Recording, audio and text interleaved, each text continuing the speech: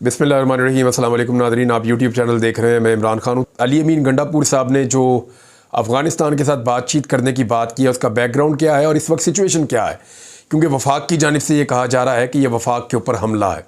सूबे अपने से फ़ॉरेन पॉलिसी नहीं बना सकते, बात तो ये ठीक है, लेकिन इसका बैकग्राउंड आपके साथ मैं शेयर कर दूँगा। दूसरा, इमरान खान साहब ने स्टेटमेंट दिया है और कुछ पैगामात भिजवाए हैं, वो भी मैं आप तक पहुँचा दूँगा। और तीसरा, नंबर गेम्स क्या है, यानी जो नंबर्स हैं उनकी गेम क्या है। कौमी असम्बली में और सेनेट में हुकूमत 2/3 अक्सरियत पूरी करके क्या वो कानून साजी कर सकती है जिससे काजी फ़ायद ईसा साहब को एक्सटेंशन मिल जाए? तो जवाब है कि अभी कुछ कहा नहीं जा सकता। हालांकि फजलुर रहमान साहब ने ठंडा पानी डाला है इनके जज्बात के ऊपर हुकूमत के, लेकिन क्या वो बिल्कुल बेबस हो गए हैं? अभी कुछ कहा नहीं जा सकता। वो अपना पूरा जोर लगा रहे हैं और जोर लगाते लगाते उन्होंने अभी जो है वो NA 171 में वहाँ इलेक्शन हो रहा था जनूबी पंजाब में। पाकिस्तान तहरीक इंसाफ ने 50,000 की लीड से वो सीट जीती हुई थी। 6 महीने में हुकूमत ने अवाम का बेड़ा गर्क कर दिया है और उसके बाद वो सीट भी हुकूमत जीत गई। यानी ये अनहोनियाँ हो रही हैं। इलेक्शन कमीशन ऑफ पाकिस्तान ने जैसा इलेक्शन वहाँ पे करवाया, सुबह से लेकर शाम तक लोग जो है वो बहुत परेशान थे, तो अपनी सीटें एक एक करके जो है वो बढ़ा रहे हैं। इसी तरह मुझे कराची से एक साहब है, उनका फ़ोन आया, सरबुलंद खान साहब जो हैं वो MPA बने थे 8 फरवरी के इलेक्शन में और अच्छे खासे मार्जिन से वो जीते थे। उसके बाद 3 महीने के बाद इलेक्शन कमीशन को ख्याल आया, इलेक्शन कमीशन ने रीकाउंटिंग करके उनको फारिग करवा दिया और हाई कोर्ट के अंदर वो गए, वहाँ से भी उनको इंसाफ नहीं मिला, सुप्रीम कोर्ट ऑफ पाकिस्तान पहुँचे हुए। तो ये इस तरीके से तो सीटें एक एक करके छीनी जा रही है। अब जो कौमी असम्बली वाली बात है, वहाँ पर इनकी तादाद लगभग कोई 215 हो जाएगी सारे मिला के। फजलुर रहमान साहब साथ नहीं दे रहे, उनके पास 8 लोग हैं। अगर वो साथ मिल जाते तो ये 222-23 तक पहुंच जाते, फिर PTI के 1-2 बंदे तोड़ते तो काम हो जाता। अब फजलुर रहमान साहब ने क्योंकि इनकार कर दिया है, तो अब ज़रूरत पड़ेगी पाकिस्तान तहरीक इंसाफ के बंदों की। तो तहरीक इंसाफ के कितने बंदे टूटे हैं? मेरी इतला के मुताबिक जिन लोगों से पाकिस्तान तहरीक इंसाफ को शक हो रहा है, उनकी तादाद 5 के करीब है। अभी तक 5-6 के करीब वो तादाद है। एक आधा नंबर ऊपर नीचे हो सकता है, 4 भी हो सकते हैं, 6 भी हो सकते हैं, लेकिन 5 उसकी एवरेज है कि 5 के आसपास वो बंदे हैं। उसकी वजह यह है कि इन लोगों पे दबाव बहुत डाला गया, बहुत शदीद दबाव इन लोगों के ऊपर डाला गया और बदस्तूर इनके ऊपर, इनकी फैमिलीज़ के ऊपर, इनके कारोबार के ऊपर बदतरीन दबाव डाला जा रहा है। लेकिन इन बंदों से भी नंबर पूरे नहीं होते, फिर भी इनके नंबर कम रह जाते हैं। कम से कम PTI के 8-10 बंदे तोड़ने पड़ेंगे। तो क्या इतने बंदे तोड़े जा सकते हैं? और अगर फ़र्ज़ कर लें PTI के 8-10 बंदे तोड़ भी लिए, तो कौमी असम्बली में इनका नंबर अगर पूरा भी हो जाता है, तो ये बंदे तो पाकिस्तान तहरीक इंसाफ के हैं सुप्रीम कोर्ट ऑफ पाकिस्तान के फैसले के मुताबिक। ये तो उधर वोट ही नहीं डाल सकते। इन्होंने तो लिख के दिया हुआ पाकिस्तान तहरीक इंसाफ की क़यादत को कि जनाब हमने ये एफिडेविट आपको लिख दिया, जो जाके इन्होंने इलेक्शन कमीशन ऑफ पाकिस्तान में जमा भी करवा दिया है। इलेक्शन कमीशन ने सिर्फ अनाउंस नहीं किया, तो यहाँ एक और आईनी मसला खड़ा हो जाएगा और ये फिर सुप्रीम कोर्ट ऑफ पाकिस्तान में चला जाएगा। तो सुप्रीम कोर्ट ऑफ पाकिस्तान में काजी फ़ायद ईसा साहब के पास अभी भी वो वाली अक्सरियत नहीं है जिस अक्सरियत से वो चीज़ों को तब्दील कर सकते हैं। तो जब तक नए जजेस नहीं आ जाते मज़ीद, तब तक कुछ कहा नहीं जा सकता। तो सिचुएशन मैंने आपके सामने रखी। फजलुर रहमान साहब के भाई हैं, उन्होंने, क्योंकि वो सेनेट के अंदर पार्लिमानी लीडर हैं, तो उन्होंने अपने 5 सेनेटर्स को बाउंड कर दिया है अपना लेटर लिख के कि आर्टिकल 63 लग जाएगा, डिफेक्शन क्लॉज, यानी सेनेटर की सीट भी आपकी चली जाएगी अगर आपने वोट दिया, क्योंकि वोट देने से मना कर दिया गया है। अगर आपने वोट दिया अदालत के हवाले से या जुडिशरी के हवाले से होने वाली कानून साजी में 2/3 अक्सरियत के लिए, तो यहाँ 2/3 अक्सरियत के लिए वो टोटल ऐवान जितना होता है ना, उसकी 2/3 अक्सरियत चाहिए होती है। तो 2/3 अक्सरियत के लिए 64 का नंबर चाहिए, गोल्डन फिगर 64, क्योंकि सेनेटर पहले 104 होते थे, अब उतने नहीं, अब 100 से नीचे हैं। तो 64 का फिगर चाहिए। हुकूमत के पास ले दे के बहुत ज़ोर लगा के वो बहुत मुश्किल से पहुंचते हैं 60 तक। उन्हें 3 सेनेटर्स और चाहिए, 3 सेनेटर्स उनके, 3-4 सेनेटर 4 और चाहिए उनको, तो 4 उनके मुकम्मल नहीं हो रहे। अब इन 4 सेनेटर्स के लिए फजलुर रहमान साहब की ज़रूरत है, तो वहाँ तो उन्होंने लेटर लिख के डाल दिया और उन्होंने कहा जी कि नहीं, हम ये वोट नहीं डालेंगे। मैं तो एक्सटेंशन में मानते ही नहीं, बल्कि फजलुर रहमान साहब ने, अली अमीन गंडापुर ने कहा था ना अपना इदारा ठीक करो, तो फजलुर रहमान साहब ने भी इसी तरह कहा कि अपने महकमे को ठीक करो या अपने इदारे को ठीक करो। उन्होंने भी यही अल्फाज सेम इस्तेमाल किए। फजलुर रहमान साहब गुलामी के बारे में भी बात करते हैं आजकल। फजलुर रहमान साहब जो है हकीकी आज़ादी के बारे में भी बात करते हैं आजकल। फजलुर रहमान साहब जो हैं वो अली अमीन गंडापुर साहब की तकरीर को दोहरा भी रहे। इसका मतलब ये है कि एक्चुअली इन दोनों का पॉइंट ऑफ व्यू मैच करना शुरू हो गया है, या खैबर पख्तूनख्वा के अवाम की जो पल्स है वो फजलुर रहमान साहब के हाथ में, उनको आइडिया हो गया कि भाई पाकिस्तान तहरीक इंसाफ यहाँ पे एक बहुत बड़ी नाकाबिल तस्खीर सियासी ताकत बनती जा रही है, तो अवाम की पल्स पे उन्होंने हाथ रखा हुआ है, तो मैं क्यों ना रखूं। तो फजलुर रहमान साहब ने भी अवाम की पल्स पे हाथ रख दिया, लिहाजा अब उन्होंने ये वोट ना डाल के थोड़ा जो पॉलिटिकल डैमेज उनको हुआ था उसको अब वो रिकवर करना शुरू हो गए हैं। तो डैमेज कंट्रोल फजलुर रहमान साहब अपनी पार्टी का कर रहे हैं। पाकिस्तान तहरीक इंसाफ के लिए ये अच्छी बात है कि फजलुर रहमान साहब वोट नहीं डालेंगे। हाँ, चंद लोग उनके पाकिस्तान तहरीक इंसाफ के खतरे में हैं, लेकिन इसमें तहरीक इंसाफ को उनके साथ जाकर खड़े होना चाहिए, उनसे राब्ते करने चाहिए, उनसे बातचीत करनी चाहिए और उनको समझाना चाहिए कि जनाब सारी पार्टी तबाह हो जाएगी, आपकी सारी पॉलिटिक्स तबाह हो जाएगी। यानी जिन लोगों के नाम हैं उन लोगों के बारे में बहुत क्लियरली आपको ये बता दूं, यदि मैं कुछ नामों को जानता भी हूं, मैं यहाँ कहना इसलिए नहीं चाहता कि उनमें से किसी से मेरी बात नहीं हुई और हो सकता है उनमें से कोई अपनी राय कल को बदल दे। नाम मुझे पता है, 5 नाम तो मुझे पता है, लेकिन उन्हें एक बात सोचनी पड़ेगी कि क्या आइंदा कभी भी वो इलेक्शन लड़के अपने हल्के में जीत सकते हैं। इनमें से कुछ लोग ऐसे हैं, यानी बेशुमार पाकिस्तान तहरीक इंसाफ के लोगों से मेरे राब्ते होते रहे, PMLN के लोगों से भी होते हैं, पीपल्स पार्टी के लोगों से भी होते हैं, तो PTI के तमाम MNAs मुझे ये कहते रहे हैं बार बार, और जिनके नाम आ रहे हैं उनमें से भी कुछ ने मुझे कहा कि हमें तो लोगों ने वोट ही नहीं डाले, हमें तो लोगों ने कहा कि इमरान खान के साथ वफादारी करोगे, जितना वोट चाहिए हम डालेंगे, हमने तो बगैर कैंपेन के इलेक्शन जीते हुए हैं। तो ये वो लोग हैं, और क्या ये अपनी सियासत हमेशा के लिए अपने हलकों में तबाह करेंगे? अब ये एक बड़ा सवाल है, देखना होगा। इमरान खान साहब ने कहा कि पूरी पार्टी तैयार रहे, जल्द मैं सड़कों पर आने का ऐलान करूंगा, पूरी कौम से कहता हूं कि आज़ादी बचाने के लिए स्ट्रीट मूवमेंट के लिए निकलना होगा, हमारी तहरीक जमहूरियत के लिए जिहाद है।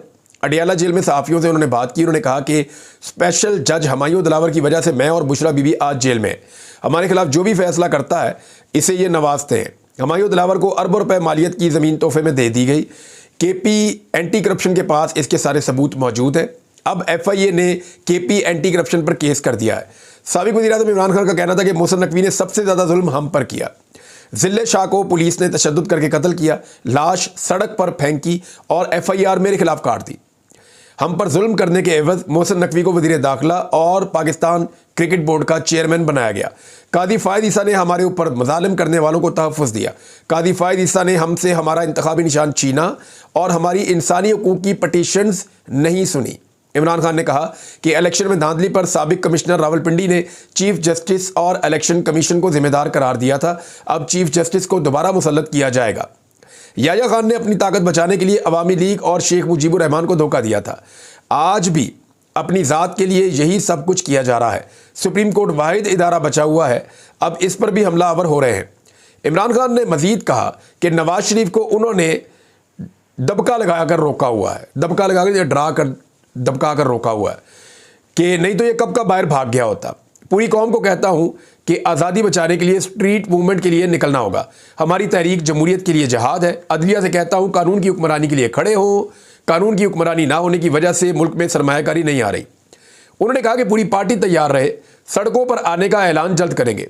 सादुल्लाह बलोच की बीवी और बेटी को उठा लिया गया है, इनको शर्म नहीं आती। अब ये पता चला है कि उनकी बीवी और बेटी तो वापस आ गई, लेकिन वो लापता हो गए। और कुछ लोग इस पर यह क्लेम कर रहे हैं कि उन्होंने अपने आप को हवाले करके अपनी बीवी और बेटी को रिहाई दिलाई है। अब इसके अंदर जो खबर है उसकी तस्दीक तो सादुल्लाह साहब आएंगे, वो करेंगे या उनकी फैमिली कर सकती है। मैंने आज रब्ता करने की कोशिश की, मेरा तो उनसे रब्ता काफ़ी हमने कोशिश की, रब्ता उनसे नहीं हुआ, हो सकता है आज हो जाए। इनको शर्म नहीं आती कि ये असम्बलियों में घुस गए और पार्लियामेंटेरियंस को पकड़ लिया, ऐसा पहले कभी नहीं हुआ, किसी ने पार्लियामेंट से किसी को गिरफ्तार नहीं किया। इसी तरह मेरी बीवी गैर कानूनी तौर पर जेल में है। नहीं, इससे पहले एक वाकया हुआ था जब पुलिस को घुसा दिया था पंजाब असेंबली में, लेकिन कौमी असेंबली में आज तक नहीं हुआ। पंजाब असेंबली में पुलिस को घुसाया गया था, और जो एक वो अंसार करके एक तंजीम है फजलुर रहमान साहब की, उनके कुछ लोगों को पार्लियामेंट लॉजिस से गिरफ्तार किया गया था, अरकान असेंबली को नहीं किया गया था। लेकिन हमजा शहबाज के दौर में थोड़े दिन के लिए वो बने थे, तो उस वक्त मुझे याद पड़ता है मियां असलम इकबाल साहब ने शायद इसको पोस्ट भी किया था कि पुलिस घुसी थी पंजाब असेंबली में। नून लीग का यह पुराना तरीका है, वारदात है, पहली दफ़ा इन्होंने ऐसा नहीं किया, क्योंकि किसी ने पार्लियामेंट से किसी को गिरफ्तार नहीं किया इससे पहले। इसी तरह मेरी बीवी गैर कानूनी तौर पर जेल में है। वादे रहे कि 2 रोज़ कबल इमरान खान साहब ने अपने बयान में कहा था कि मैं अली अमीन गंडापुर के साथ खड़ा हूँ, और अली अमीन के बयान पर माफ़ी मांगने वाला बुज़दिल है, इसे पार्टी में नहीं होना चाहिए, वो पार्टी छोड़ दे जो अली अमीन गंडापुर के साथ खड़ा नहीं हो सकता। सेनेटर अली ज़फ़र साहब ने इमरान खान साहब का एक पैगाम सुनाया है और उन्होंने कहा जी कि इमरान खान का पैगाम है कि आइन की बालादस्ती के लिए बहादुर बनकर सड़क पर निकलो। उन्होंने कहा कि एहतजाज हमारा हक है।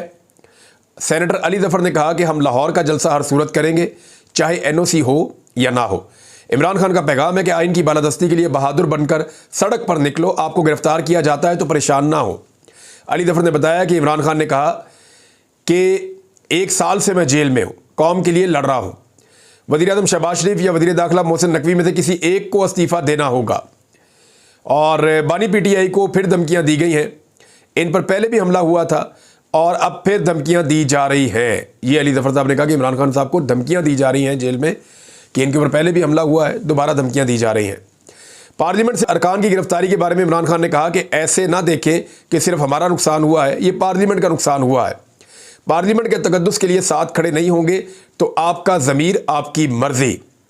इमरान खान ने कहा कि पार्लियामेंट के अंदर से अरकान की गिरफ्तारी पर वज़ीर-ए-आज़म शहबाज शरीफ या वज़ीर दाखिला मोहसिन नकवी इस्तीफ़ा दें। अब सिर्फ मजम्मत से काम नहीं चलेगा, अमली इक़दामात करना होंगे। इमरान खान साहब ने अपने पैगामात में एक पैगाम जो है वो वकला के लिए भी भेजा है। उसमें इमरान खान साहब ने कहा कि अदालती इख्तियारात पर पाबंदी के खिलाफ वकला जो है वो भी एहतजाज करें और वकला बरादरी का इसमें बड़ा अहम रोल है। सुप्रीम कोर्ट बार एसोसिएशन के साबिक सदर हामिद खान, जो सेनेटर भी हैं, उन्होंने खबरदार किया कि अदलिया के इख्तियारात को महदूद करने की किसी भी कोशिश के खिलाफ कानूनी बरादरी एहतजाज शुरू कर देगी। और दूसरी तरफ वकला को भी अब मुतहरिक किया जा रहा है पाकिस्तान तहरीक इंसाफ की जानिब से। अली अमीन गंडापुर साहब ने भी वकला में जाकर एक बड़ी ज़ोरदार किस्म की तकरीर की थी। तो ये सारी सिचुएशन वकला के हवाले से आपके सामने है। अब मामला ये है कि अली अमीन गंडापुर साहब के बारे में कहा जा रहा है, ख्वाजा आसिफ साहब ने कहा, वज़ीर दिफा हैं, कि अफ़गानिस्तान के साथ मुज़ाकरात की बात करके अली अमीन गंडापुर साहब ने वफाक के ऊपर अटैक किया है। और इसको ऐसे लिया जा रहा है कि एक सूबा कैसे किसी और मुल्क के साथ मुज़ाकरात में जा सकता है। देखिए, अब कुछ फैक्ट्स हैं जिनको मैं आपके साथ शेयर कर देता हूँ। ये बात आइनी नुक्ता नज़र से ठीक है कि ये पॉलिसी जो है ये वफाकी हुकूमत सूबों के साथ मिलकर बनाएगी। एपेक्स कमेटी इसी के लिए काम करती है। लेकिन इसको थोड़ी देर के लिए आप एक साइड पे रखें और ये देखें कि अफ़गानिस्तान की पेशावर के साथ या खैबर पख्तूनख्वा के साथ एक लंबी बाउंड्री है और खैबर पख्तूनख्वा में तो दहशतगर्दी आती है, उसका बराह रास्त ताल्लुक़ अफ़गानिस्तान के साथ है। अब अफ़गानिस्तान के साथ जब आप बातचीत नहीं करेंगे तो आप दहशतगर्दी को कंट्रोल नहीं कर पाएंगे। ये उनका मौक़िफ़ है अली अमीन गंडापुर का, कि जब भी आपने दहशतगर्दी के ख़िलाफ़ लड़ाई करनी है तो फिर आपको अफ़गानिस्तान की गवर्नमेंट को इंगेज करना पड़ेगा ताकि वो उस तरफ से वो कंट्रोल करें, इस तरफ से हम कंट्रोल करें और दहशतगर्दी कंट्रोल हो जाए। दूसरा, उनको ये कहना है कि कुछ इश्यूज़ और भी हैं जो रिजॉल्व होने चाहिए। तीसरा, एक ट्रस्ट का एक डेफिसिट भी है। यहाँ पे इस वक्त खैबर पख्तूनख्वा में जो सिचुएशन है वो आपके सामने। अब गंडापुर साहब ये कहते हैं कि मेरी नज़र में जब तक आप अफगानिस्तान से बात नहीं करेंगे, आप पाकिस्तान में जितना मर्जी ऑपरेशन करें उसका फ़ायदा नहीं होगा, जितनी मर्जी आप यहाँ जंग लड़ें उसका फ़ायदा नहीं होगा, जब तक आप अफगानिस्तान की गवर्नमेंट को एंगेज नहीं करेंगे। अब इसके ऊपर पहले कई दफ़ा पाकिस्तान का इसके ऊपर असूली तौर पर इत्तफाक भी हो चुका है। अली अमीन गंडापुर कहते हैं जी हमने 3 मरतबा एपेक्स कमेटी के अंदर बार बार ये बात उठाई लेकिन मेरी बात सुनी नहीं जाती। अब मामला ये है, इस वक्त जो फेडरल गवर्नमेंट है वो तो फॉर्म 47 के ऊपर आई हुई है, उनका ज़मीनी हक़ाइक़ से ताल्लुक़ ही कोई नहीं है, ना उनका खैबर पख्तूनख्वा में कोई पॉलिटिकल स्टेक है इस वक्त। तो ये जो गवर्नमेंट है इसकी तवज्जो इन इशूज़ के ऊपर है ही नहीं और ना वो इन इशूज़ को जानती नहीं है बल्कि तवज्जो देना भी नहीं चाहती। तो जिनकी तवज्जो है या जिनका स्टेक है इस मुल्क में, उन्हें चाहिए कि खैबर पख्तूनख्वा की गवर्नमेंट के साथ बैठकर कोई हल निकालें। क्योंकि देखिए, खैबर पख्तूनख्वा की गवर्नमेंट वहाँ के लोगों को ज़्यादा बेहतर जानती है, मसाइल को ज़्यादा बेहतर जानती है और वहाँ उनके MPs मौजूद हैं हर जगह पे, उनके पास एक पॉलिटिकल कैपिटल है, मुश्किल फ़ैसले, आसान फ़ैसले वो आपके साथ मिलकर कर सकते हैं। तो जो स्टेक होल्डर्स पाकिस्तान में अमन चाहते हैं, खैबर पख्तूनख्वा में अमन चाहते हैं, उन्हें खैबर पख्तूनख्वा की पॉलिटिकल गवर्नमेंट के साथ बैठना चाहिए, ना कि यहाँ पे गवर्नर राज की धमकियाँ लगाई जाए। अगर गवर्नर राज लग भी गया तो कितना चलेगा, महीना, 1.5 महीना, 2 महीना, ये चल ही नहीं सकता। लोग इसको मानेंगे ही नहीं, हालात फिर और ज़्यादा ख़राब हो जाएंगे। पहले ही लोग जो है वो काम छोड़कर बैठे हुए हैं, क्योंकि देखें कामयाबी के लिए तो आपको दुश्मन से भी डायलॉग बाज़ औक़ात करने पड़ते हैं। तो ये तो अपने लोग हैं, एक ही घर के लोग हैं, तो यहाँ पे तो डायलॉग के अलावा दूसरा रास्ता ही कोई नहीं है। तो कोई मुखालफत या इस किस्म की चीज़ें तो ये तो ऑप्शन ही नहीं है कोई। तो जितनी जल्दी बैठे उतना बेहतर है। अब तक के लिए इतना ही, अपना ख्याल रखिएगा, अपने इस चैनल का भी। अल्लाह हाफ़िज़।